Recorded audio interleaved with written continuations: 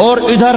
بازار میں کھیت میں ہر چیز میں ایک رونق ہے، چہل پہل ہے، چڑیاں چوں چوں کر رہی ہیں، کوے کائیں کائیں کر رہے ہیں، فاختہ اڑ کے آ رہی، کبوتر اڑ کے آ رہے ہیں، چیل اڑ کے آ رہی، شیر نکلتا ہے شکار کے لیے، چڑیاں نکلتی ہیں دھانے کے لیے، سانپ نکلتا ہے چوہے کے لیے، چوہا نکلتا ہے اپنی غذا کے لیے، بلیاں نکلتی ہیں چھیچڑے کے لیے، کتے نکلتے ہیں ہڈیوں کے لیے، انسان نکلتا ہے روٹیوں کے لیے، کہ ایک دم فَإِذَا جَاءَتِ الطَّامَّةُ الْكُبْرَى، ایک دھماکہ ہوگا، ہائے ہائے، اور وہ کینچی والے کی کینچی یوں گر جائے گی، کپڑا یوں گر جائے گا،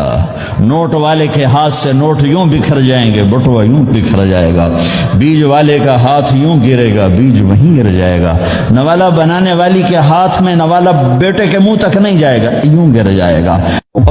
روٹی پکانے والے کے ہاتھ سے روٹی توے پر نہیں جائے گی، یوں گرے گی، توا وہ جائے گا، وہ جائے گی، معصوم بچے کو گود میں لے کر دودھ پلانے والی بچے کو یوں پھینکے گی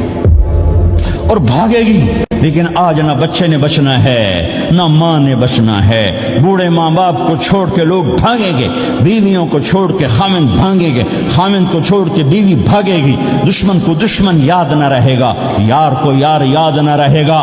اور ہندوستانی کو ہندوستان یاد نہ رہے گا، پاکستانی کو پاکستان یاد نہ رہے گا، وہ آواز